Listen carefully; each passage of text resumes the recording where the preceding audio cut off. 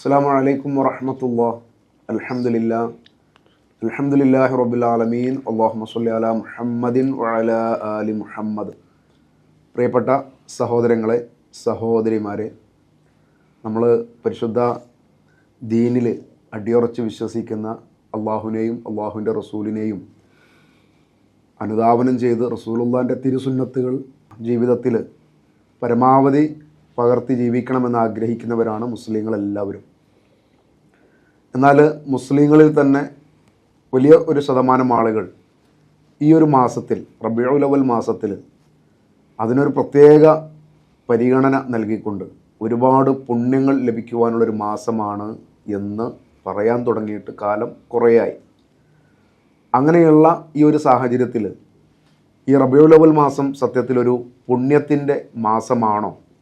അങ്ങനെയാണെങ്കിൽ അതിന് മുഹമ്മദ് റസൂലുള്ളാഹിൽ നിന്ന് എന്താണ് നമുക്ക് കിട്ടിയിട്ടുള്ളത്, പരിശുദ്ധ ഖുർആനിൽ നിന്ന് അതിൽ നിന്ന് എന്താണ് ലഭിച്ചിട്ടുള്ളത് എന്നതിനെക്കുറിച്ചാണ് ഒരു ചെറിയൊരു ചർച്ച ആരംഭിക്കുന്നത്.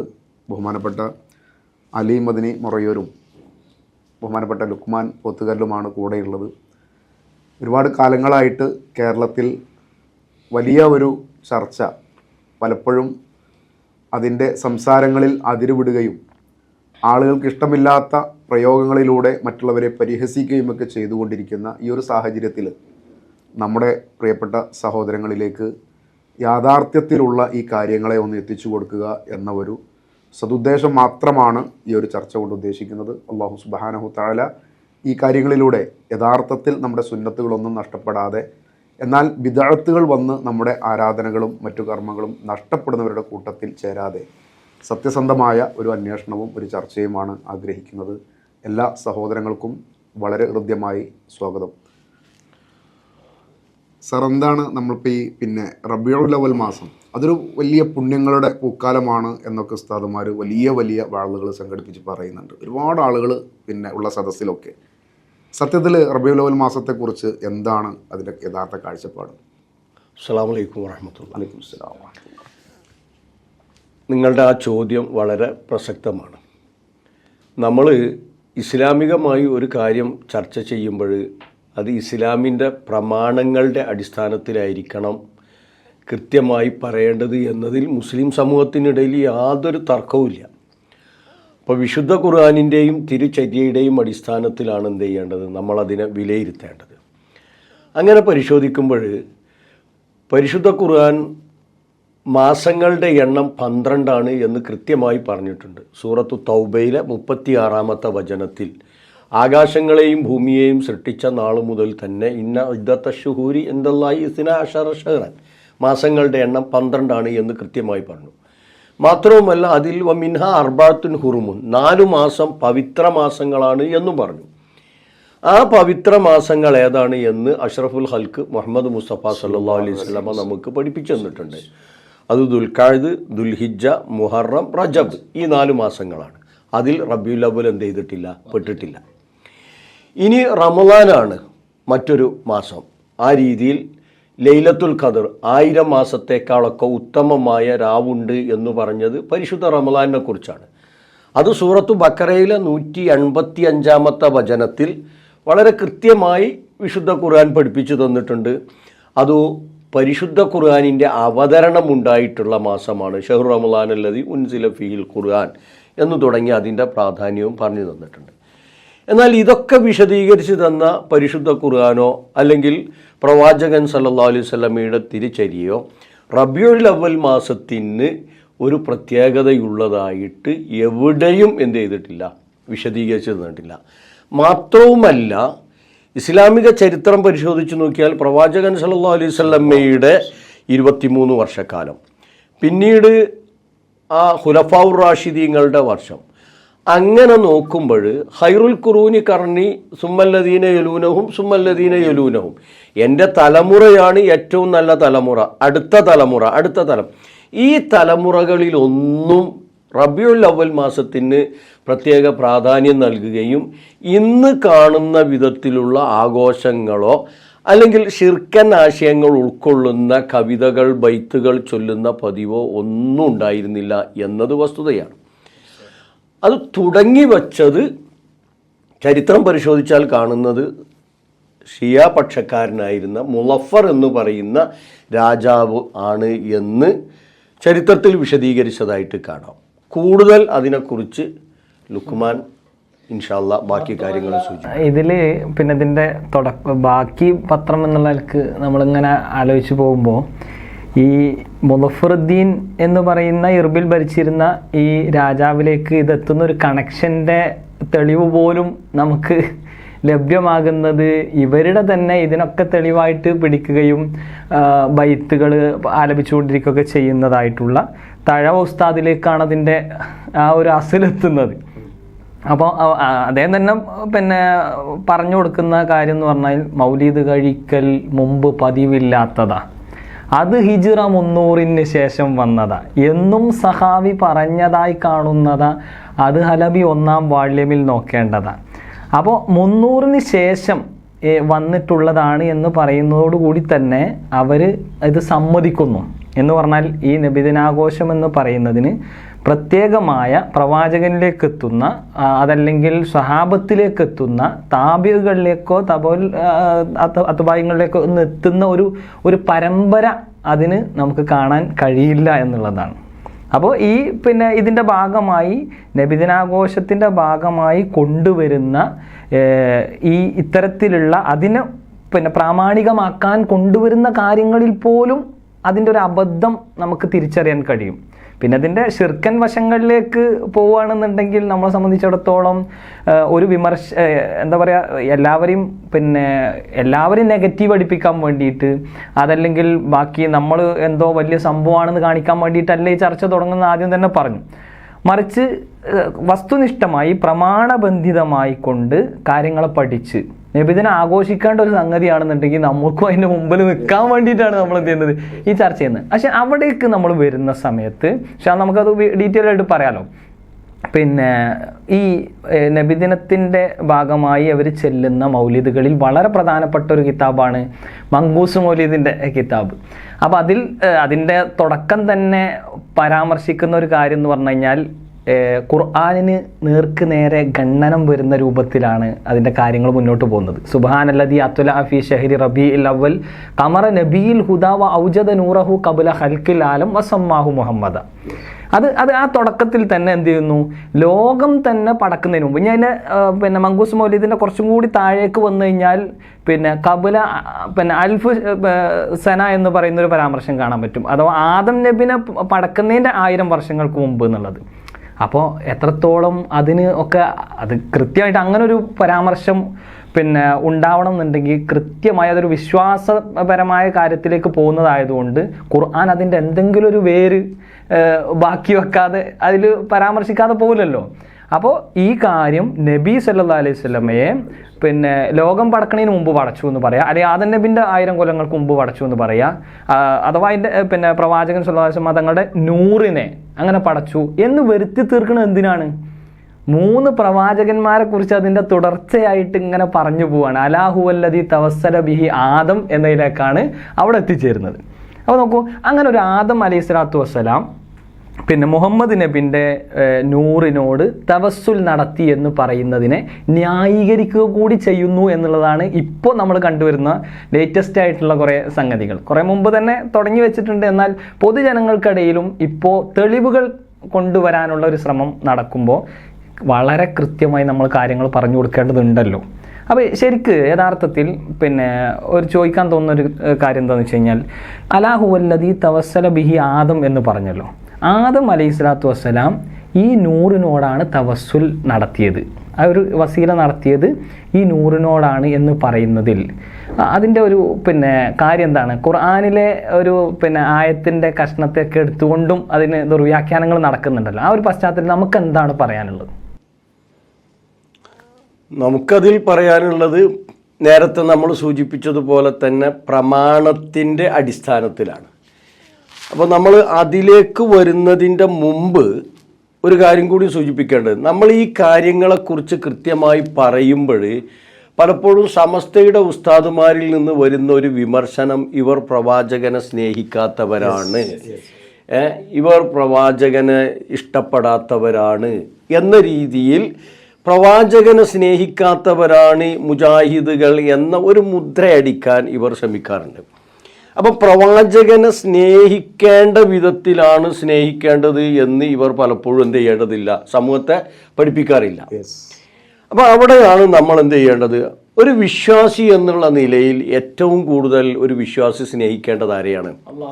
അള്ളാഹുവിനെയാണ്, അല്ലേ? വിശുദ്ധ ഖുർആൻ ആ കാര്യം എന്ത് ചെയ്തിട്ടുണ്ട്, സൂചിപ്പിച്ചിട്ടുണ്ട്. സൂറത്ത് ബഖറയിലെ 165 വചനം പരിശോധിച്ചാൽ വല്ലദീന ആമനു അഷദ്ദു ഹുബ്ബൻ ലില്ലാഹ് എന്ന് പറഞ്ഞതായിട്ട് കാണാം. ഒരു വിശ്വാസി ഏറ്റവും കൂടുതൽ സ്നേഹിക്കേണ്ടത് അള്ളാഹുവിനെയാണ്. അത് എങ്ങനെ അള്ളാഹിനെ സ്നേഹിക്കുക? ഇപ്പോൾ ഇവരൊക്കെ സലാത്ത് എല്ലിയിട്ട് ഓൺലൈനിലും ഓഫ്ലൈനിലൊക്കെ അയക്കാറുണ്ട്. ഇതേ രീതിയിൽ അയക്കാനോ എന്തെങ്കിലുമൊക്കെ മാർഗമുണ്ടോ?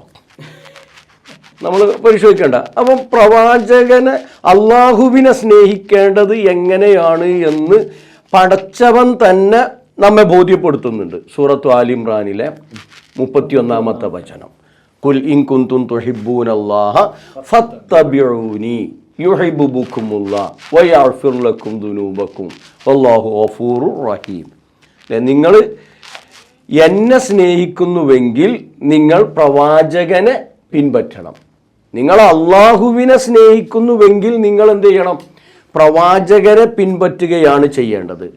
എങ്കിൽ അവിടെ 2 ഓഫറുണ്ട്. അള്ളാഹ് തിരിച്ച് നിങ്ങളെ സ്നേഹിക്കും, നിങ്ങളുടെ പാപങ്ങൾ പുറത്തു തരും. അള്ളാഹ് ഏറെ പൊറുക്കുന്നവനും കാരുണ്യവാനാണ്. ശരിക്കും ഒരായത്തിൽ തന്നെ ഇഷ്ടംപോലെ കാര്യങ്ങൾ, അതായത് അള്ളാഹിനെ റസൂലിനെ സ്നേഹിക്കണം എന്ന് പറയുന്നത് മാത്രമല്ല, റസൂലിനെ ഇത്തിബാ ചെയ്യലാണ് അള്ളാഹുവിനെ സ്നേഹിക്കുന്നതിന്റെ മാർഗം. അങ്ങനെ അള്ളാഹിന്റെ സ്നേഹം കിട്ടുകയും ചെയ്യും. അങ്ങനെ തന്നെയാണ് പ്രവാചകനെ സ്നേഹിക്കേണ്ടതും.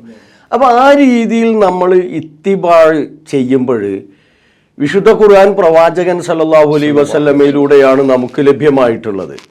ആ പരിശുദ്ധ ഖുർആൻ പരിശോധിച്ച് നോക്കുകയാണെങ്കിൽ നേരത്തെ ലുക്മാൻ സൂചിപ്പിച്ചതുപോലെ അലാ ഹുവല്ലദി തവസ്സല ബിഹി ആദം എന്നതിന് ഒരടിസ്ഥാനവും ദീനിലില്ല, ഖുർആനിലുമില്ല, സുന്നത്തിലുമില്ല എന്നത് വസ്തുതയാണ്. സൂറത്ത് ബക്കറയിലെ 37 വചനം പരിശോധിച്ചാൽ ഫതലഖ ബിഹി ആദം ഫതലഖ ആദമു മിർ റബ്ബിഹി കലിമാത്തിൻ ഫതാബ അലൈഹി ഇന്നഹു ഹുവത് തവ്വാബുർ റഹീം. ആദം അലൈഹിസ്സലാത്തു വസ്സലാം ചില കലിമാത്തുകൾ അള്ളാഹുവിൽ നിന്ന് മനസ്സിലാക്കുകയും എന്നിട്ട് അതിൽ ആദം അലൈഹിസ്സലാത്തു വസ്സലാം തൗബ ചെയ്യുകയും ചെയ്തു എന്ന് ഖുർആൻ പറഞ്ഞിട്ടുണ്ട്. അവിടെ ഒരു തവസ്സുലുമില്ല. ഫതാബ അലൈഹി, അതുകൊണ്ട് അള്ളാഹു അവർക്ക് പുറത്തു കൊടുത്തു എന്ന് അവിടെ ഉറപ്പായിട്ട് പറയുന്നുണ്ട്. ഇനി ആ കലിമാത്തുകൾ എന്താണ് എന്നും ഖുർആൻ പറഞ്ഞിട്ടുണ്ട്. ഒരുപാട് കലിമാത്തുകളുണ്ട്. ഖാല റബ്ബന വലംന അൻഫുസന വഇല്ലം തഗ്ഫിർ ലനാ വതർഹംന ലനകൂനന്ന മിനൽ ഖാസിരീൻ. സൂറത്തു അറാഫിൽ ആ കാര്യം എന്ത് ചെയ്തിട്ടുണ്ട്? വളരെ കൃത്യമായി വിശദീകരിച്ചിട്ടുണ്ട്. അപ്പോൾ അടിസ്ഥാനപരമായി മങ്കൂസ് മൗലൂദിൻ്റെ തുടക്കത്തിൽ തന്നെ പറയുന്നത് ഇസ്ലാമിക വിരുദ്ധമാണ്, പരിശുദ്ധ ഖുർആനിന് വിരുദ്ധമാണ്. മാത്രവും അതിലെ ഒരു കണക്ഷൻ കിട്ടാൻ വേണ്ടിയിട്ട് അത് പറയുന്നത് തന്നെ ബാക്കിയുള്ളതിനൊക്കെ യോജിക്കണം എന്നുണ്ടെങ്കിൽ ആ ഒരു അടിസ്ഥാന രാഹിത്യം അവിടെ കൊണ്ടുവരണം. അതാണ് അതിന്റെ ഏറ്റവും വലിയ എന്ന് പറയുന്നത്. മാത്രവുമല്ല ഇവിടെ തവസ്സല ബിഹി ആദം എന്ന് പറയുമ്പോൾ രണ്ടാമതായി അതിനെ ചേർന്ന് പറയുന്നത് വസ്തആസ ബിഹി നൂഹുൻ എന്നാണ്. അവിടെ ഇസ്തിഗാസ എന്ന പ്രയോഗം തന്നെ എന്ത് ചെയ്തിട്ടുണ്ട്? നടത്തിയിട്ടുണ്ട്. നേർക്കുനേരെ നൂഹ് അലൈഹി സ്വലാത്തു വസ്സലാം എന്ത് ചെയ്തു? സഹായം തേടി എന്ന് പറയുന്നു. അതിലൊരു കുതന്ത്രം കിടക്കുന്നുണ്ടോ? അതായത് ആദ്യം തന്നെ ഇസ്തിഗാസ പറയാതെ തവസ്സലിലൂടെ ഇസ്തിഗാസയിലേക്ക് കയറുന്ന ഒരു പരിപാടി അവിടെ ചെയ്തിട്ടുണ്ടോ? അങ്ങനെ ഉണ്ടല്ലോ. അതായത് ആദ്യം തന്നെ ഇസ്തിഗാസ എന്നൊരു പ്രയോഗം വരാതെ വസ്തഗാസ ബിഹി നൂഹ് എന്ന് പറയുമ്പോൾ ആദ്യം തവസ്സലിലാണ് തുടങ്ങുന്നത്. അപ്പോൾ സത്യത്തിൽ തവസ്സൽ തന്നെ ഒരുപാട് കൊട്ടിമാറ്റി എന്താണ് തവസ്സൽ എന്ന് അറിയാത്തൊരവസ്ഥയിൽ ഇപ്പോൾ സാക്ഷാൽ പേരോട് അബ്ദുറഹ്മാൻ സഖാഫി തന്നെ അദ്ദേഹം പറയുന്നുണ്ട് 20-ലധികം ആയത്ത് അള്ളാഹു അല്ലാത്തവരോട് വിളിച്ചു തേടാനുണ്ട് എന്നാണ് ഈ വക കാര്യങ്ങൾക്ക് പറയുന്നത്. ഒരുപാട് ചർച്ചകളും അതെ. അപ്പൊ ആ തവസ്സലിനെ ആദ്യം കൊടുന്ന് അതിന്റെ തുടക്കത്തിൽ വെച്ചിട്ട് അത് ഏകദേശം ഒന്ന് അണികൾക്ക് ബോധ്യപ്പെടും എന്ന് തോന്നിയിട്ട് പിന്നെ നേരെ കിടക്കുന്ന ഇസ്തിഗാസയിലേക്കാണ്. അപ്പൊ അവിടെ തന്നെ നൂഹ് നബി അലൈഹി സ്വലാമിനെ കുറിച്ച് പറയാൻ പാടില്ലാത്ത വലിയൊരു അപരാധമാണത്. കാരണം നൂഹ് നബി തൻ്റെ ജീവിതത്തിൽ 1000-ഓളം പിന്നെ വർഷം അൽഫസന ഇല്ലാ ഹംസീന അമ്മ, ആമാ 950 വർഷം. 950, അതെ അതെ. പിന്നെ ജനങ്ങളോട് പറഞ്ഞത് പറഞ്ഞത് മുഴുവനും എന്താണ്? കൂട്ടുകാരെ, നിങ്ങൾ അള്ളാഹുവിനോട് പറയുക കാര്യങ്ങൾ എന്നാണ്. ആ ജനത പറഞ്ഞിരുന്നത് പോലെയുള്ള മഹാന്മാരായ സ്വാലിഹീങ്ങളായ ആളുകളോടായിരുന്നു എന്നാണ് പറയുന്നത്. അവരോട് പറയാതെ നിങ്ങളുടെ എന്തു പ്രശ്നമുണ്ട്, നിങ്ങൾക്ക് മക്കളെ തരുന്ന അള്ളല്ലേ, നിങ്ങളുടെ മഴ തരുന്ന അള്ളല്ലേ, നിങ്ങൾക്ക് പുറത്തു തരാൻ പാവൽ പുറത്താൻ അവനുണ്ടല്ലോ എന്ന് പറഞ്ഞ അള്ളാഹുവിനെ പരിചയപ്പെടുത്തിക്കൊണ്ട് നൂഹ് നബി അലൈഹിസ്സലാം തൻ്റെ ജനതയ്ക്ക് മുമ്പിൽ അശ്രാന്ത പരിശ്രമം നടത്തിയിട്ട് ആ പ്രളയം വന്നപ്പോൾ നൂഹ് നബി ഇതൊക്കെ മറന്നിട്ട് ആ ജനങ്ങളുടെ മുമ്പിൽ നിന്നിട്ട് തന്നെ നൂഹ് നബി എന്താ പറഞ്ഞത്? മുഹമ്മദ് നബിയെ കാത്തോളി എന്ന് പറയാണ്. ചിലപ്പോ പെട്ടെന്നായിരിക്കാം ഈ നൂറിനെ കണ്ടത്. അല്ല, അത് എന്തോ വല്ലാത്തൊരു അബദ്ധമല്ല അത്. കാരണം നൂഹ് നബിക്കിനോട് പറ്റി പറയാൻ ഖുർആനിനെ ഇവിടെയൊക്കെ നമ്മൾക്ക് മനസ്സിലാക്കാൻ പറ്റുന്നത് ഖുർആനിനോടുള്ള അടങ്ങാത്തൊരു വിരോധം ഈ ആഘോഷങ്ങൾ കൊണ്ടുവന്ന ആളുകളിലും ഈ മങ്കൂസ് മൗലൂദിലൊക്കെ ഉണ്ട്. ഖുർആനിനോട് അടങ്ങാത്ത വിരോധം. അഥവാ പള്ളികളിൽ ഇന്ന് പാരായണം ചെയ്യപ്പെടുന്നത് നേരത്തെ സൂചിപ്പിച്ചതുപോലുള്ള ഇമാതിരി മാലകളും മൗലൂദുകളും ബൈത്തുകളും ഒക്കെയാണ്. അക്രം ബൈത്ത്, മറ്റേ ബൈത്ത് എന്ന് പറഞ്ഞിട്ട് സുബ്ഹാന മൗലൂദ്, മങ്കൂസ് മൗലൂദ്. ഇപ്പം നമ്മൾ ഈ നൂഹ് അലൈഹി സ്വലാമയുടെ കാര്യം തന്നെ പറഞ്ഞു. നൂഹ് അലൈഹി സ്വലാം ആരോടാ സഹായം തേടി? സൂറത്തു ഖമറിലെ 9 മുതലുള്ള വചനങ്ങൾ പരിശോധിച്ച് നോക്കിയാൽ, 9 മുതൽ 15 വരെയുള്ള വചനങ്ങൾ പരിശോധിച്ച് നോക്കിയാൽ അവിടെ കൃത്യമായി കദബത്ത് ഖബലഹും ഖൗമു നൂഹിം വകദബു അബ്ദന വഖാലു മജ്നൂനുൻ വസുദുജിർ. ആ സമൂഹം നൂഹ് അലൈഹി സ്വലാത്തു വസ്സലാമയെ കളവാക്കി. 950 കൊല്ലം പ്രബോധനം നടത്തിയിട്ടും സ്വന്തം മകനോ ഇണയോ അദ്ദേഹത്തിൽ വിശ്വസിക്കാൻ തയ്യാറായില്ല. അവിടെ അദ്ദേഹം നടത്തിയിട്ടുള്ള പ്രാർത്ഥന 10-ാമത്തെ ആയത്തിൽ പറയുന്നുണ്ട്, ഫദഅ റബ്ബഹു അന്നീ മഅ്ലൂബുൻ ഫന്തസിർ.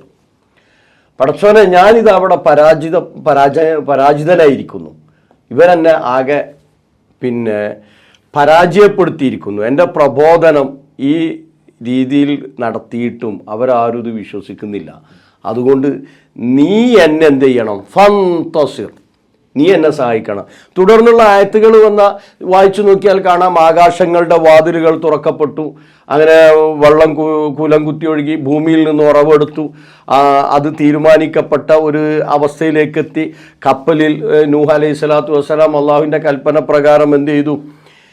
ആ സംഭവങ്ങളൊക്കെ പറഞ്ഞിട്ട് അവസാനം 15-ാമത്തെ വചനത്തിൽ പറയുന്നുണ്ട്, വലക്കത് തകറക്കനഹ ആയത്തൻ ഫാൽമിൻ മുദ്ദക്കിർ. അതിനെ വലിയൊരു തെളിവായിട്ടാണ് അള്ളാഹ് നിശ്ചയിച്ചിട്ടുള്ളത്. ആരെങ്കിലും കാര്യം ഉൾക്കൊള്ളാൻ തയ്യാറുണ്ടോ? മുസക്കിർ. അപ്പോൾ നോക്ക്, ഇത് നോക്കിയാൽ തന്നെ നൂഹ് അലൈഹി സ്വലാത്തു വസ്സലാം അള്ളാഹുവിനോട് നേർക്കുനേരെ പ്രാർത്ഥിക്കുകയാണ് ചെയ്തത് എന്ന് കാണാൻ സാധിക്കും. സൂറത്ത് മൂമിനൂൻ എടുത്തു നോക്കിയാൽ 28-ാമത്തെ വചനത്തിൽ അള്ളാഹുവിൻ്റെ കൽപ്പന തന്നെ കാണാം. അവിടെ ഫൈദാ സവ്വൈത അൻത വമൻ മഅക് അലൽ ഫുൽകി ഫഖുൽ അൽഹംദുലില്ലാഹ് അല്ലദീ നജ്ജാനാ മിനൽ ഖൗമിൽ ളാലിമീൻ. അൽഹംദുലില്ലാഹ്, അൽഹംദുലി മുഹമ്മദ് അല്ല പറഞ്ഞത്, അൽഹംദുലില്ലാഹ്, അള്ളാഹ്ക്ക് നീ അള്ളാഹിനെ സ്തുതിക്ക്. അടുത്ത ആയത്തിൽ അള്ളാഹ് കൽപ്പിക്കുന്നുണ്ട്, എന്താണ്? വഖുൽ റബ്ബി അൻസിൽനി മുൻസലൻ മുബാറക്കൻ വ അൻത ഖൈറുൽ മുൻസിലീൻ. ആലോചിച്ച് നോക്ക്. അപ്പം നിങ്ങൾ പറഞ്ഞതുപോലെ വളരെ വസ്തുത, വിശുദ്ധ ഖുർആനിന് വിരുദ്ധമായിട്ടുള്ള ഒരു നീക്കം ഇതിലൂടെ അവർ അറിഞ്ഞോ അറിയാതെയോ നടത്തുകയാണ്. ഇനി ഒറ്റ കാര്യം കൂടി അതിൽ ഉപ്പ പറയേണ്ടതാണെന്ന് തോന്നുന്നു. കാരണം നൂഹ് നബി ആകട്ടെ, ആദം നബിന്റെ കാര്യത്തിൽ നമ്മൾ നേരത്തെ പറഞ്ഞു, നൂഹ് നബി ആകട്ടെ, ഇബ്രാഹിം നബിന്റെ കാര്യമാകട്ടെ, ഇത് മൂന്നാണല്ലോ പ്രധാനമായിട്ടും അതിൽ ഈ നൂറിന്റെ ഇത് വെച്ചിട്ട് പറയണത്. ഇപ്പൊ നൂഹ് നബിയെ രക്ഷപ്പെടുത്തിയത് എങ്ങനെയെന്ന് ഖുർആൻ പറഞ്ഞിട്ടുണ്ട്. അത് വളരെ പ്രധാനപ്പെട്ട ഒരു പോയിന്റ് ആണല്ലോ. നജാമിനർ റദ എന്ന് മങ്കൂസ് മൗലീദിൽ പറയുമ്പോൾ രക്ഷപ്പെട്ടു ഈ നൂറ് കൊണ്ട് എന്നുള്ളതാണ്. ഖുർആൻ പറഞ്ഞപ്പോൾ എങ്ങനെ രക്ഷപ്പെട്ടു എന്ന് പോലും കൃത്യമായിട്ട് പറഞ്ഞു. അപ്പൊ ഇത് അതുപോലെ തന്നെ ഇപ്പോ അതിന്റെ അടുത്ത വരിയിലേക്ക് പറയുന്നു, വക്കാന ഫീ സുൽബി ഇബ്രാഹിം അലൈഹി സ്വലാം എന്ന് പറഞ്ഞിട്ട് ഇബ്രാഹിം നബിയെ ആ തീക്കൊണ്ട് രക്ഷപ്പെടുത്തിയതും ഈ റസൂലുള്ളാഹിയോടുള്ള അല്ലെങ്കിൽ റസൂലുള്ളാഹിന്റെ നൂറ് ഇബ്രാഹിം നബിയുടെ മുതുകിൽ ഉണ്ടായത് കൊണ്ടാണെന്ന് പറയുമ്പോൾ അത് ഒരു സ്ഥാപിക്കുകയാണെങ്കിൽ, അങ്ങനെയാണെന്ന് പറയുകയാണെങ്കിൽ ഖുർആനിൽ അള്ളാഹ് പറയുന്നത് ഖുൽനാ നാറു കൂനി ബർദൻ വസലാമൻ അലാ ഇബ്രാഹിം എന്നാണ്. സൂറത്തു അംബിയ 69-ാമത്തെ വചനത്തിലാണ്. അതിന് തൊട്ട് മുമ്പുള്ള 68-ൽ ഇബ്രാഹിം നബിനെ പിടിക്കപ്പെട്ടു എന്ന് പറയുന്ന ആ സാഹചര്യം ഉണ്ടായപ്പോൾ അറസ്റ്റ് ചെയ്ത് നിൽക്കുന്ന സമയത്ത് ആ ജനങ്ങൾ വരുന്നുണ്ട് ഇബ്രാഹിമിനെ ഒന്ന് കാണാൻ വേണ്ടിയിട്ട്. വളരെ പരിഹാസ്യത്തോട് കൂടിയിട്ടാണ് വരുന്നത്. എന്തുകൊണ്ടാണ്? കൂട്ടരെ, നിങ്ങൾ ഈ രൂപപ്പെടുത്തിയ ഈ ചിത്രങ്ങളോടോ രൂപങ്ങളോടോ അല്ല നിങ്ങളുടെ പ്രശ്നങ്ങൾ പറയേണ്ടത്, അള്ളാഹുവിനോടാണെന്ന് പറഞ്ഞതിൻ്റെ പേരിൽ മാത്രമാണ് ഇബ്രാഹിം നബിയോട് അവർക്ക് എതിർപ്പുണ്ടായത്. ആ ആളുകൾ വരുമ്പോൾ തന്നെ അവിടെ നിന്ന് വിളിച്ചു പറയുന്നുണ്ട് ഹരികൂഹു എന്ന് പറയുന്നുണ്ട്.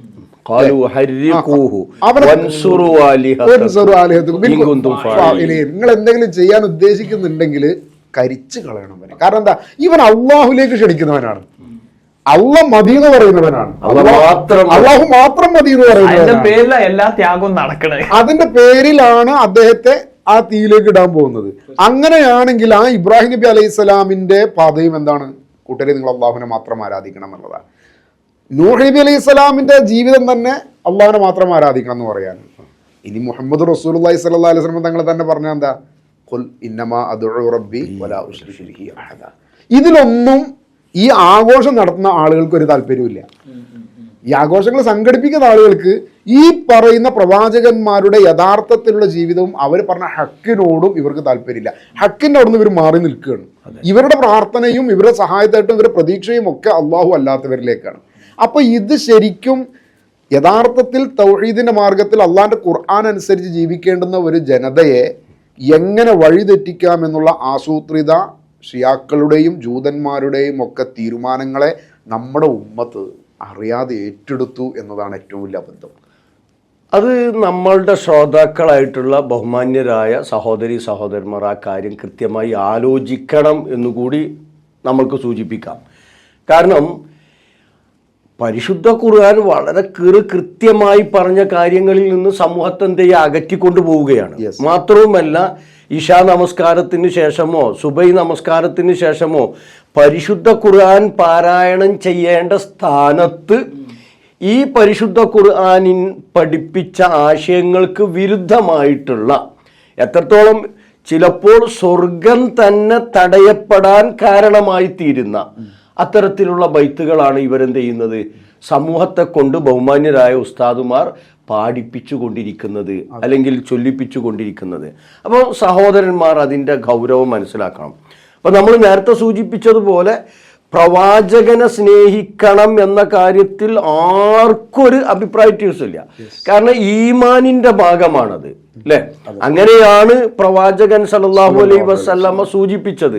നിങ്ങൾ വിശ്വാസിയാവണോ, ലാ യുമിനു അഹദുക്കും, അല്ലേ, ഹത്താ അകൂന അഹബ്ബ ഇലൈഹി മിൻ വാലിദിഹി വ വലദിഹി വന്നാസി അജ്മഈൻ. ലോകത്ത് റസൂലിനെ സ്നേഹിക്കുക എന്ന് പറയുന്ന സമയത്ത് ആരൊക്കെ ഇനി ഉൾപ്പെടുത്തേണ്ടതുണ്ടോ, നമ്മുടെ സ്നേഹത്തിന്റെ പട്ടികയിൽ ആരൊക്കെ വരുന്നുണ്ടോ അവരെല്ലാവരും പെട്ടു. വന്നാസി അജ്മഈൻ എന്ന് പറഞ്ഞാൽ ലോകത്തുള്ള മുഴുവൻ മനുഷ്യന്മാരും. അതിൽ എന്ത് ഗുണം കൊണ്ട് അവരെ നമുക്ക് സ്നേഹിക്കാൻ തോന്നുന്നുണ്ടോ അതൊക്കെ അതിന്റെ ഒക്കെ മുകളിലാണ് ഇവിടെ റസൂലുള്ളാഹിനെ സ്നേഹിക്കുക എന്ന് പറയുമ്പോഴേ, റസൂൽ എന്ന് പറഞ്ഞ ഒരു വ്യക്തിയെ സ്നേഹിക്കുക ആയിരുന്നുവെങ്കിൽ അത് ഏറ്റവും ശക്തമായിട്ടുള്ള സ്നേഹം നൽകിയ ആളാണ് അബൂ താലിബ്. അബൂ താലിബ് ഭയങ്കര സംരക്ഷണവും ഭയങ്കര കൃപയായിരുന്നു മുഹമ്മദിനോട്, റസൂലുള്ളാഹി സ്വല്ലല്ലാഹു അലൈഹി വസല്ലമയോട്. കാരണം റസൂലുള്ളാഹിന്റെ അടുത്ത് വരുന്നുണ്ടല്ലോ കുറേശികളായ ആളുകൾ, ഞങ്ങൾ മുഹമ്മദിനെ കൊല്ല എന്ന് അബൂ താലിബിന്റെ അടുത്ത് വന്നിട്ട് പറയുന്നുണ്ടല്ലോ, ഞങ്ങൾ മുഹമ്മദിനെ കൊല്ലാണ്, അത് പറയാൻ വേണ്ടി വന്നതാണെന്ന്. പക്ഷെ അവിടെ അബൂ താലിബ് പറയുന്നുണ്ട്, എൻ്റെ മുഖം മണ്ണിൽ കുത്തിയിട്ടുള്ളത് ആലോചിച്ചാൽ മതി, ഞാൻ ഉണ്ടാവുമ്പോൾ നടക്കൂല എന്നുള്ള ശക്തമായിട്ടുള്ള പിന്തുണ കൊടുക്കുക റസൂലുള്ളാഹിക്ക്. പക്ഷെ ആ സ്നേഹമാണ്. പക്ഷെ ഈ മുശ്രിക്കുകൾ പോയപ്പോൾ, ഖുറൈശികൾ പോയപ്പോൾ അബൂ താലിബിന് അറിയാം വന്നവർ നിസ്സാരക്കാരല്ല, അതുകൊണ്ട് വലിയ പ്രശ്നം ഉണ്ടാവുന്നപ്പോൾ പിന്നെ റസൂലുള്ളാഹിക്ക് ഉറക്കമൊഴിച്ചിട്ട് പിന്നെ കാവലിരിക്കുന്ന ഒരു സാഹചര്യം വരെ ഉണ്ടായിട്ടുണ്ട് മുഹമ്മദിന്, റസൂലുള്ളാഹിക്ക് വേണ്ടി. അപ്പൊ അത്തരം മുഹമ്മദ് എന്ന് പറയുന്ന വ്യക്തിയെ അബൂ താലിബ് സ്നേഹിച്ചിട്ടും ആ അബൂ താലിബിന് എന്ത് ലഭിച്ചിട്ടില്ല? സ്വർഗം ലഭിച്ചിട്ടില്ല. റസൂലുള്ള പറഞ്ഞു, എൻ്റെ മുത്താപ്പാക്കാണ് ചെറിയ ശിക്ഷ നരകത്തിൽ നിന്ന് കിട്ടുക എന്ന് പറഞ്ഞു. അപ്പൊ നരകത്തിലാണ്. അപ്പൊ റസൂലുള്ളാഹിനെ സ്നേഹിക്കുക എന്ന് പറയുമ്പോൾ ഫത്തബിഊനി, അതന്നെയാണ് അതിൻ്റെ ഏറ്റവും വലിയ അതിൻ്റെ കഴമ്പ്. ഈ ഫത്തബിഊനി പറയും, നിങ്ങൾ എന്നെ പിൻപറ്റണം, എന്നെ ഫോളോ ചെയ്യണം എന്ന് പറയുമ്പോൾ ആ ഫോളോ ചെയ്യണം എന്ന് പറഞ്ഞത് റസൂലുള്ള പറഞ്ഞത് നിങ്ങൾ അള്ളാഹുവിനോട് മാത്രമേ, ഞാൻ എൻ്റെ റബ്ബിനോട് മാത്രമേ ദുആ ചെയ്യുള്ളൂ, അതുകൊണ്ട് നിങ്ങൾ എന്ത് ചെയ്യണം? അള്ളാഹിനോട് ദുആ ചെയ്യണം. പക്ഷെ ആ ദുആയിൽ പോലും നമ്മുടെ മങ്കൂസിൽ കാണാം ഇർതകബതു അലൽ ഖത്താ ഗൈറ ഹസരിൻ വഅദദിലക അഷ്കൂ ഫീഹി യാ സയ്യിദി ഖൈറൻ നബീൻ. അപ്പോൾ ഇവിടെ ഒരുപാട് പ്രശ്നങ്ങളാണ്. റസൂലുള്ളാഹി പറഞ്ഞു ഖുൽ ഇന്നമാ അദ്ഉ റബ്ബി വലാ ഉശ്രികു ബിഹി അഹദ. ഞാൻ എൻ്റെ റബ്ബിനോട് മാത്രമേ പ്രാർത്ഥിക്കുകയുള്ളൂ, എൻ്റെ റബ്ബിൻ്റെ അടുത്ത് മാത്രമേ എൻ്റെ കാര്യങ്ങൾ പറയുള്ളൂ. അതുകൊണ്ട് നിങ്ങളും അങ്ങനെ ആവുമ്പോഴേ എന്താവുള്ളൂ, റസൂലുള്ളാഹിയുടെ സ്നേഹം യഥാർത്ഥത്തിൽ ഇത്തിബാവും വരുള്ളൂ. അതൊന്നും വരുന്നില്ല. ഇതൊരു ആർട്ടിഫിഷ്യൽ ഒരു സ്നേഹം ഉണ്ടാക്കി കാണിക്കുക എന്നുള്ള ഒരു ആഘോഷത്തിൻ്റെ ഒരു കാപ്പട്യത്തിൻ്റെ അവസ്ഥയിലേക്കാണ് പോകുന്നത്. പക്ഷെ ഉമ്മത്ത് ഇത് മനസ്സിലാക്കുന്നില്ല. നമ്മുടെ സഹോദരങ്ങൾ മനസ്സിലാക്കാത്ത കാരണം എന്ന് പറഞ്ഞു കഴിഞ്ഞാൽ അതിലൊരുപാട് പിന്നെ കാര്യങ്ങളുണ്ട്. സത്യത്തിൽ ഇസ്ലാമിൻ്റെ മുഴുവൻ കാര്യങ്ങളും ഇവർ ഇത്രയും കാലത്തിനടുത്തും പഠിച്ചിട്ടില്ല എന്നുള്ളതാണ്. ഇപ്പോൾ കഴിഞ്ഞ ദിവസം ഒരു ഉസ്താദ് പറയുന്നുണ്ട്, പിന്നെ ഖുതുബക്ക് ഖത്തീബ് മിമ്പറിൽ കയറുന്നതിന് മുമ്പ് അവിടെ നിന്നിട്ട് ഒരാൾ വിളിക്കുന്നുണ്ടല്ലോ, മാഷറൽ മുസ്ലിമീൻ റഹ്മക്കുമുല്ലാ എന്ന് പറഞ്ഞിട്ട്, എന്നിട്ട് അതിൻ്റെ മഹത്വമൊക്കെ ഇങ്ങനെ പറഞ്ഞിട്ട് പറയുകയാണ് നിങ്ങൾ ആരും സംസാരിക്കരുത്. എന്നിട്ടൊരു ഉസ്താദ് ഇപ്പോൾ കഴിഞ്ഞ ദിവസം വീഡിയോയിൽ വന്നിട്ട് പറയാണ്, ഞാനടക്കം ഖുതുബ പറയുന്ന പള്ളികളിൽ കാരണവന്മാരടക്കം ആളുകൾ അങ്ങനെ വർത്താനം പറഞ്ഞിട്ടുണ്ട്. എന്തുകൊണ്ടാണത്? അവർക്ക് അതിൻ്റെ ഹക്ക് മനസ്സിലായിട്ടില്ല, അതിൻ്റെ പൊരുൾ മനസ്സിലായിട്ടില്ല. മനസ്സിലാവാത്തതിൻ്റെ സ്ഥിതി എന്താണോ വെള്ളിയാഴ്ച ദിവസം അവരുടെ മുമ്പിൽ അവർക്ക് പറയാനുള്ളത് അതവർക്ക് അറിയില്ല. അപ്പം പിന്നെ അവർക്ക് അറിയണ ഭാഷയിൽ അവർ ആൾക്കാരോട് വർത്താനം പറയും ആ സമയം. അപ്പോൾ യഥാർത്ഥത്തിൽ കിട്ടേണ്ടുന്ന ഇൽമ് ലഭിക്കുന്നില്ല. അത് ലഭിക്കണമെങ്കിൽ ഖുർആനിൽ നിന്ന് തുടങ്ങണം. റസൂൽ അങ്ങനെയുള്ളോ ആ സ്വഹാബത്തിന് കൊടുത്തത്, ഖുർആനിൽ നിന്നുള്ള റസൂൽ തുടങ്ങിയത്. ആ ഖുർആൻ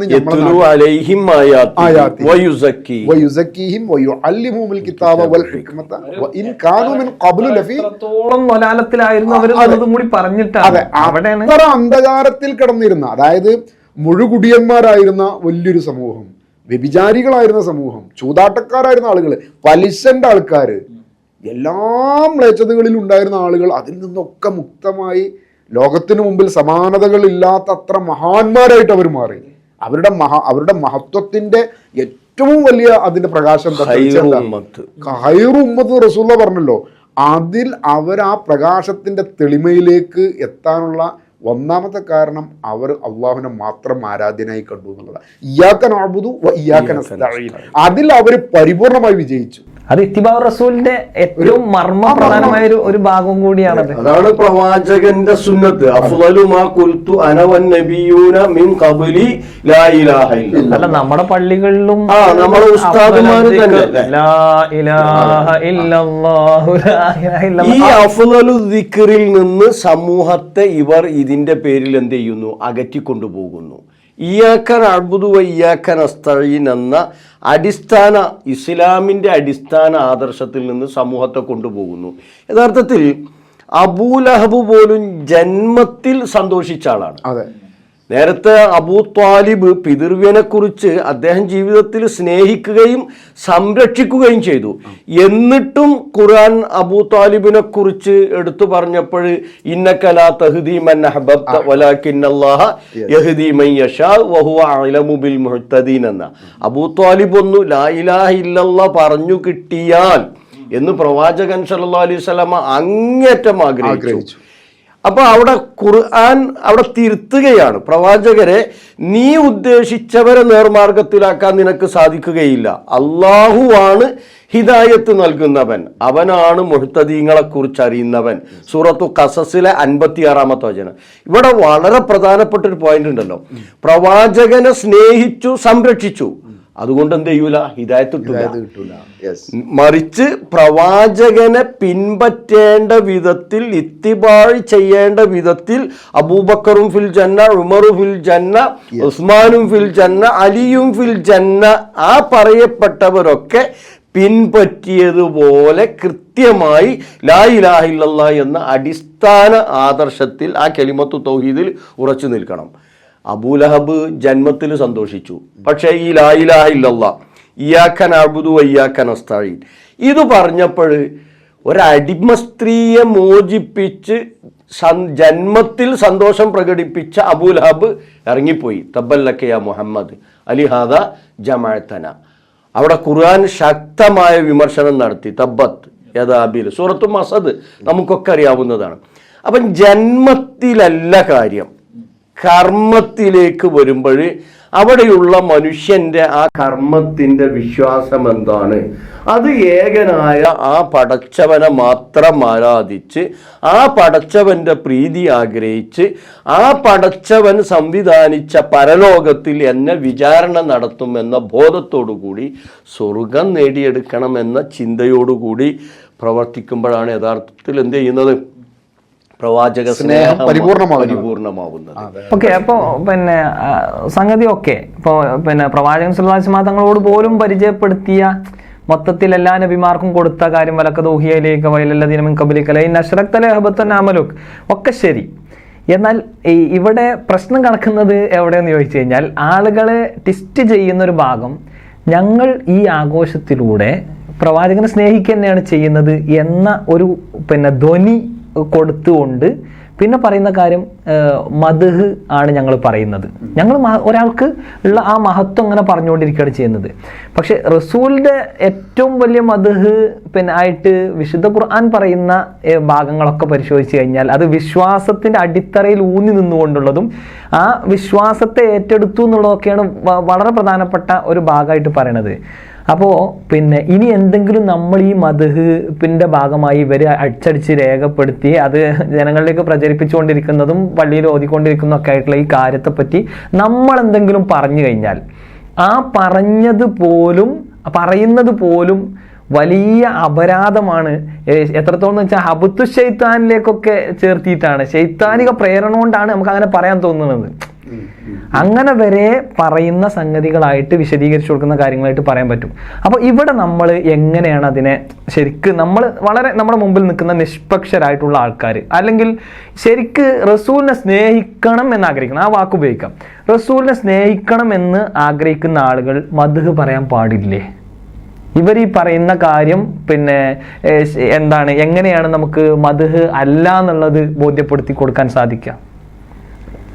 യഥാർത്ഥത്തിൽ പരിശുദ്ധ ഖുർആനാണല്ലോ പ്രവാചകൻ സല്ലല്ലാഹു അലൈഹി വസല്ലമയെ ഏറ്റവും കൂടുതൽ മദ്ഹ് ചെയ്തത്. വമാ അർസൽനാക ഇല്ലാ റഹ്മത്തൻ ലിൽ ആലമീൻ.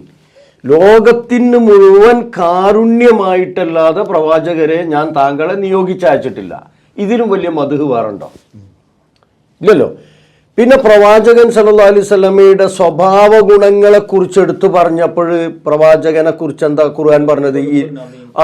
ഇന്നക ലഅലാ ഖുലുഖിൻ അളീം. താങ്കൾ ഏറ്റവും അത്യുത്തമമായ സ്വഭാവത്തിന്റെ ഉടമയാണ്, ഇല്ലേ? പിന്നെ പ്രവാചകന്റെ ജീവകാരുണ്യ പ്രവർത്തനങ്ങളെ, മറ്റുള്ളവർക്ക് ചെയ്തു കൊടുക്കുന്ന ഉപകാരങ്ങളെ കുറിച്ച് പറഞ്ഞപ്പോൾ സൂറത്തു തൗബയുടെ അവസാനത്തിൽ പറഞ്ഞത് ലഖദ് ജാഅക്കും റസൂലും മിൻ അൻഫുസിക്കും അസീസുൻ അലൈഹി മാ അനിത്തുൻ ഹരീസുൻ അലൈക്കും ബിൽ മുഅ്മിനീന റഊഫുർ റഹീം. ഇതിലും വലിയ മദ്ഹ് എന്താണ്? പക്ഷേ ഈ മദ്ഹ് പ്രവാചകൻ സല്ലല്ലാഹു അലൈഹി വസല്ലമ എങ്ങനെയാണ് സമൂഹത്തിന് റഹ്മത്തായത്? അവിടെയാണ് നമ്മൾ എന്ത് ചെയ്യേണ്ടത്? അടിസ്ഥാനപരമായി കാര്യങ്ങളെ പഠിക്കേണ്ടത്, വിലയിരുത്തേണ്ടത്. സൂറത്തു ആലിംറാനിലെ 164 വചനം പരിശോധിച്ചു നോക്കിയാൽ അവിടെ കാണാം ലഖദ് മന്നല്ലാഹു അലൽ മുഅ്മിനീൻ.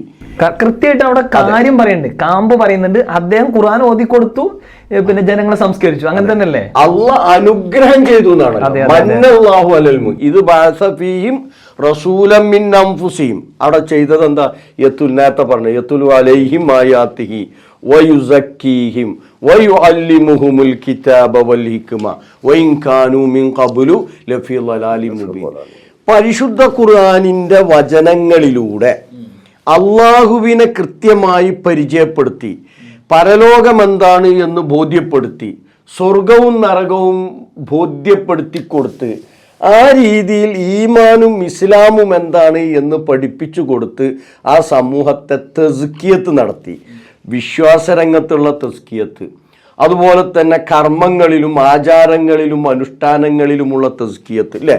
വിശ്വാസരംഗം വളരെ ദുഷിച്ചതായിരുന്നു. അവിടെ നിന്ന് ഏകനായ അള്ളാഹുവിനെ മാത്രം ആരാധിക്കുന്നതിലേക്ക് ആ സമൂഹത്തെ കൊണ്ടുവന്നു.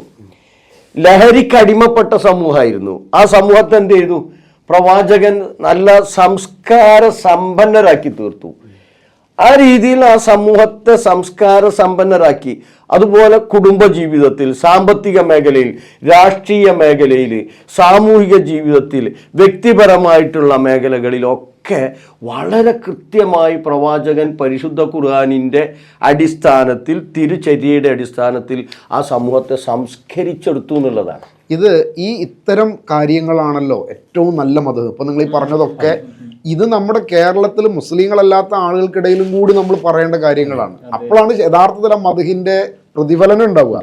പറയുക മാത്രം പോരാ, അതെ, ജീവിതത്തിൽ ഉണ്ടാവണം ചെയ്യണം.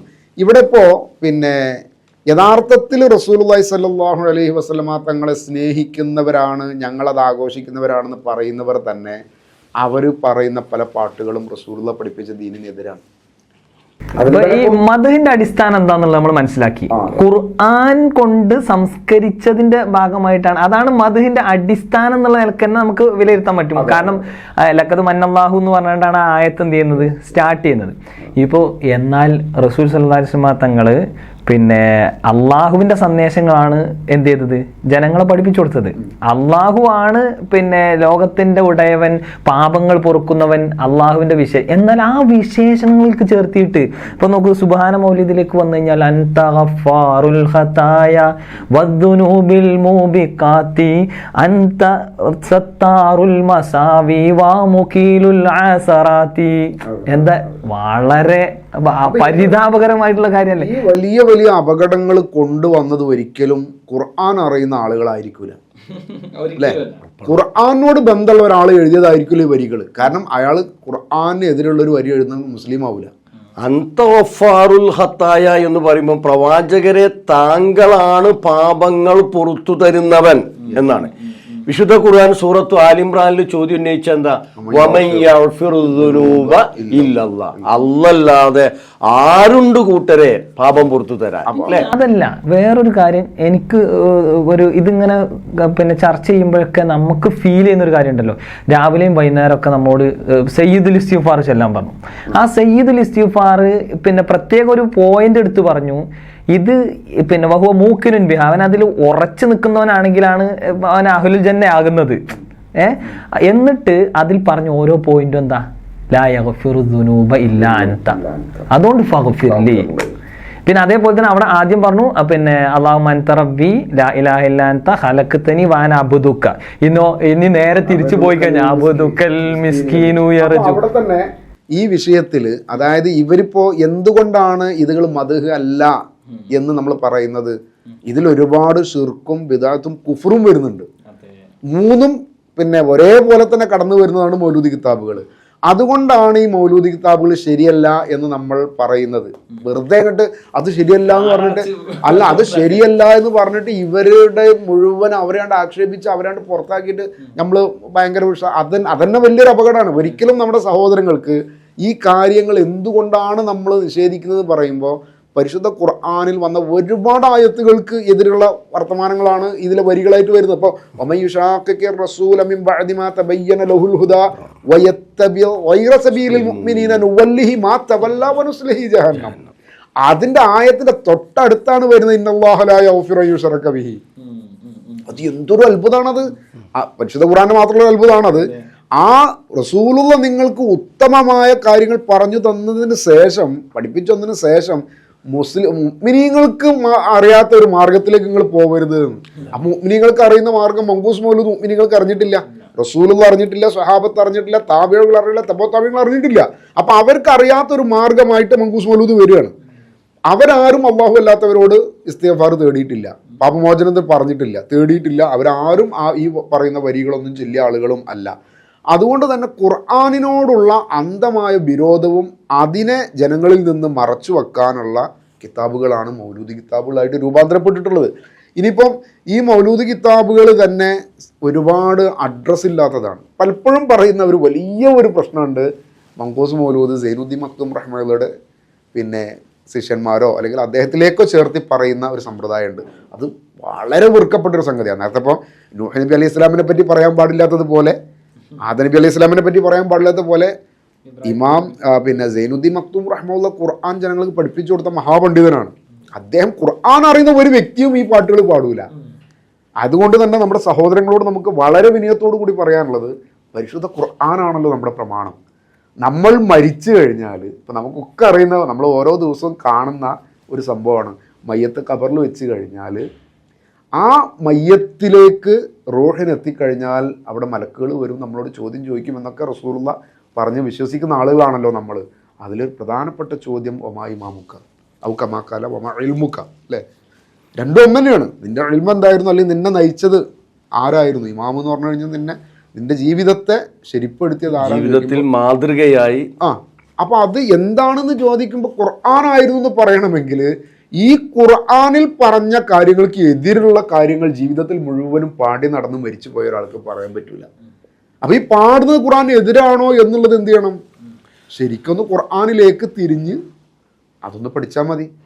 അതുകൊണ്ടാണ് നമ്മൾ പലപ്പോഴും പറയുന്നത് നിങ്ങൾ ഖുർആനിലേക്ക് വരൂ എന്ന് പറയുമ്പോൾ ഖുർആൻ്റെ ആയത്തുകളുടെ അർത്ഥം അറിഞ്ഞുകൊണ്ട് ഇതൊന്ന് വായിക്കാൻ സാധിച്ചാൽ നമ്മുടെ മൗലവി കിതാബുകളൊക്കെ ഒഴിവാക്കും. അങ്ങനെ ഒഴിവാക്കിയുള്ള പിന്നെ കൂട്ടത്തിൽപ്പെട്ടതാണ് നമ്മളൊക്കെ. നമ്മളൊക്കെ ഒരു കാലഘട്ടത്തിൽ ഇതിനു വേണ്ടി പരമാവധി പരിശ്രമങ്ങൾ നടത്തിയിരുന്ന ആളുകളാണ്, അതിനു വേണ്ടിയിട്ട് ഓടി നടന്നിരുന്ന ആളുകളാണ്. പക്ഷേ ഇത് ഖുർആൻ എതിരാണ് എന്ന് ബോധ്യപ്പെടുമ്പോൾ വെറുതെ ഒരു എതിരാണെന്ന് പറഞ്ഞതല്ല, ധാരാളം ആയത്തുകളിൽ ഇപ്പോൾ ഈ പിന്നെ സൂറത്ത് നിസായിലെ ഈ 114, 115 മുതൽ ആ ഭാഗങ്ങളിൽ തന്നെ ഇന്നല്ലാഹ ലാ യഗ്ഫിറു അൻ യുശ്റക ബിഹി എന്ന് പറയുമ്പോൾ ഓ യഗ്ഫിറു മാ ദൂന ദാലിക ലിമൻ യശാ എന്ന് പറയുന്നുണ്ടല്ലോ. മറ്റു പാപങ്ങൾ ഒരു പക്ഷെ അള്ളാഹ് ഉദ്ദേശിച്ചവർക്കും പുറത്തു കൊടുക്കും. എന്നാലും പൊറുക്കാത്തതാണെന്ന് ഈ ഷിർക്കിനെ അള്ളാഹ് പൊറുക്കൂല എന്നതിനെ ഒന്നും കൂടി അള്ളാഹ് അങ്ങോട്ട് കടുപ്പിക്കുകയാണത്. ഓ യഗ്ഫിറു മാ ദൂന ദാലിക ലിമൻ യശാ. അപ്പോഴും എന്താണ് കിടക്കുന്നുണ്ട്, ഇന്നല്ലാഹ ലാ യഗ്ഫിറു അൻ യുശ്റക ബിഹി. എന്നിട്ട് അത് കഴിഞ്ഞിട്ട് അതിൻ്റെ തൊട്ടടുത്ത ആയത്തിൽ എന്താ പറയുന്നത്, ഇൻ യദ്ഉന മിൻ ദൂനിഹി ഇല്ലാ ഇനാസൻ വഇൻ യദ്ഉന ഇല്ലാ ശൈത്താനം മരീദ. എത്ര കൃത്യമാണ്. വളരെ മുഅ്മിനീങ്ങൾക്ക് പരിചയമില്ലാത്ത മാർഗ്ഗം ആദ്യം പറഞ്ഞു, എന്നിട്ട് അതിൻ്റെ തൊട്ടടുത്ത് ഷിർക്കിനെ പറ്റി പറഞ്ഞു, അതിൻ്റെ ഗൗരവത്തെ പറഞ്ഞു, എന്നിട്ട് പറയാണ് ഇൻ യദ്ഉന മിൻ ദൂനിഹി ഇല്ലാ ഇനാസൻ. നിങ്ങളെ വിളിച്ച് പ്രാർത്ഥിക്കുന്ന ദുആ ചെയ്യുന്നത് ചില ദേവതകളാണ്, മഹദികളാണ്, മഹാന്മാരാണ്. ആരെയാണോ ഉദ്ദേശിക്കുന്നത് അതിനെയാണല്ലോ അവിടെ അത് വരിക, അതിൻ്റെ അർത്ഥം വരിക. ആരിപ്പം ഇപ്പോൾ CM-നെ വിളിച്ച പിന്നെ പ്രാർത്ഥിക്കുന്ന ആളുകൾ, ദുആ ചെയ്യുന്ന ആളുകൾ ആ CM-ലേക്കാണ് പ്രതീക്ഷിക്കുന്നത്. എന്നാൽ അത് നിങ്ങൾ ഉദ്ദേശിക്കുന്നിടത്തേക്കല്ല എത്തുന്നത് എവിടുക്കാന്ന് അള്ളാഹ് പറഞ്ഞു തരും. മുജാഹിദുകൾ പറയുന്നതല്ല, ഇത് മുജാഹിദുകൾ പറയുന്നതല്ല, അള്ളാഹ് പറഞ്ഞു തരാണ് വഇൻ യദ്ഉന ഇല്ലാ ശൈത്വാനം മരീദ. ധിക്കാരിയായിട്ടുള്ള ശൈത്താനിലേക്ക് അതൊക്കെ വരവെക്കുള്ളൂ. അപ്പം നിങ്ങൾ ഈ റബീഉൽ അവൽ മാസത്തിൽ 30 ദിവസമോ അല്ലെങ്കിൽ അതിനോളം വരുന്ന ദിവസങ്ങളിലോ നിങ്ങൾ ഈ ചെല്ലുന്നത് മുഴുവനും ശൈത്താനിലേക്ക് വരവെക്കുള്ളൂ, അള്ളാഹുലേക്ക് വരവെക്കൂല. അള്ളാഹുലേക്ക് വരവ് വെക്കണമെങ്കിൽ മുഹമ്മദ് റസൂലുള്ള പഠിപ്പിച്ചതിൽ നിന്നുകൊണ്ട് ആ റസൂലുള്ളയെ സ്നേഹിച്ചുകൊണ്ട് റസൂലുള്ളയെ ഇത്തിബാ ചെയ്തുകൊണ്ട് അള്ളാഹുവിനെ കണ്ടുമുട്ടേണ്ടി വരുമെന്ന ഭയത്തോടു കൂടി ജീവിക്കുന്നവർക്ക് മാത്രമേ കിട്ടുള്ളൂ. കേവലം ഒരു സ്നേഹം പ്രകടനം മാത്രം മതി റസൂലുള്ളയിലേക്ക് എത്താനെങ്കിൽ ആദ്യം എത്തേണ്ടത് അബൂ താലിബാണ്, അതിൻ്റെ കൂടെ അബൂലഹബാണ്. അവർ രണ്ടാളും എത്തൂല എന്ന കാര്യത്തിൽ മുസ്ലിം ഉമ്മത്തിൽ തർക്കമില്ല. അവിടെ തന്നെയും വേറെ ചില കുറച്ച് ചില ആളുകളൊക്കെ കുറച്ച് പിന്നെ പറയുന്നുണ്ട്, ഭയപ്പെടുത്തി പറയും. അബൂ താലിബിനും മറ്റു മാത്രമല്ല ഫിരാവിന് വരെ തർക്കടില്ലാത്തവരാണെന്ന് അഭിപ്രായം ചില മുസ്ലിയാക്കന്മാർ പറയുന്നുണ്ട്. ഏതായാലും നമ്മൾ തൽക്കാലത്തേക്ക് ഇതിവിടെ അവസാനിപ്പിക്കാമെന്നാണ് തോന്നുന്നത്. വീണ്ടും പിന്നെ ആവശ്യാനുസരണം നമുക്ക് എന്ത് ചെയ്യാവുന്നതാണ്, തുടരാവുന്നതാണ്. അപ്പം അവസാനിപ്പിക്കുന്ന സമയത്ത് നമുക്ക് ഇത് കേൾക്കുന്ന സഹോദരി സഹോദരന്മാരോട് സൂചിപ്പിക്കാനുള്ളത്, ഉസ്താദുമാരെ കുറ്റം പറയാനോ ആക്ഷേപിക്കാനോ അല്ല നമ്മൾ ഇതുകൊണ്ട് ഉദ്ദേശിച്ചിട്ടുള്ളത്. മറിച്ച് ആ ബഹുമാന്യരായ ഉസ്താദുമാർ നമ്മളെ കൊണ്ടെത്തിക്കുന്നത് പരിശുദ്ധ ഖുർആനോ തിരുചര്യയോ പഠിപ്പിച്ചിട്ടില്ലാത്ത പ്രവാചക സ്നേഹത്തിലേക്കാണ്. പ്രവാചകനെ സ്നേഹിക്കണം എന്ന കാര്യത്തിൽ ഒരു തർക്കവുമില്ല. നമ്മൾ നേരത്തെ സൂചിപ്പിച്ചു, പ്രവാചകനെ സ്നേഹിക്കാത്തവൻ യഥാർത്ഥത്തിൽ എന്തല്ല, വിശ്വാസിയല്ല. അന്നബിയു ഔല ബിൽ മുഅ്മിനീന മിൻ അൻഫുസിഹിം. സ്വന്തത്തേക്കാൾ കൂടുതൽ പ്രവാചകനെ പരിഗണിക്കേണ്ടവനാണ്, സ്നേഹിക്കേണ്ടവനാണ് വിശ്വാസി. അപ്പൊ അത് ഈമാനിന്റെ മാധുര്യം കണ്ടെത്തും. അതെ. അപ്പൊ ആ രീതിയിൽ പ്രവാചകനെ സ്നേഹിച്ച് പ്രവാചകന്റെ അധ്യാപനങ്ങൾ ജീവിതത്തിൽ പകർത്തി പരിശുദ്ധ ഖുർആന്റെയും തിരുചര്യയുടെയും അടിസ്ഥാനത്തിൽ ജീവിതത്തെ ക്രമപ്പെടുത്തുമ്പോഴാണ് നമ്മൾ യഥാർത്ഥത്തിൽ പ്രവാചകനെ സ്നേഹിക്കുന്നവരായി തീരുന്നത്. അതിന് അള്ളാഹു ചെറിയൊരു കൺക്ലൂഷനും കൂടി, പിന്നെ അതായത് ഇപ്പോൾ ഇവിടെ നബിദിനാഘോഷം എന്ന് പറയുന്ന ഒരു കാര്യത്തിനെ പിന്നെ അത് ഏതുപോലെ കണ്ടാൽ മതി എന്നൊക്കെ പറയുമ്പോൾ വാർഷികത്തിനോടും അതേപോലെ തന്നെ നമ്മൾ ഭൗതിക സാഹചര്യങ്ങളൊക്കെ ഉപയോഗപ്പെടുത്തുന്നതിലേക്കും കണക്ട് ചെയ്യുന്നുണ്ടല്ലോ. അതിപ്പം സ്മാർട്ട് ഫോണിലേക്ക് പറയുന്നുണ്ട്, ലാപ്ടോപ്പിലേക്ക് പറയുന്നുണ്ട്, മൈക്കിലേക്ക് പറയുന്നുണ്ട്. പക്ഷെ അവിടെ പ്രശ്നം എന്താന്ന് വെച്ച് കഴിഞ്ഞാൽ ഈദ് മീലാദുൻ നബി എന്ന് പറയുന്നത് 2 പെരുന്നാളിലേക്കൊക്കെ ചേർത്തിയാണ് ഇവർ പറയുന്നത്.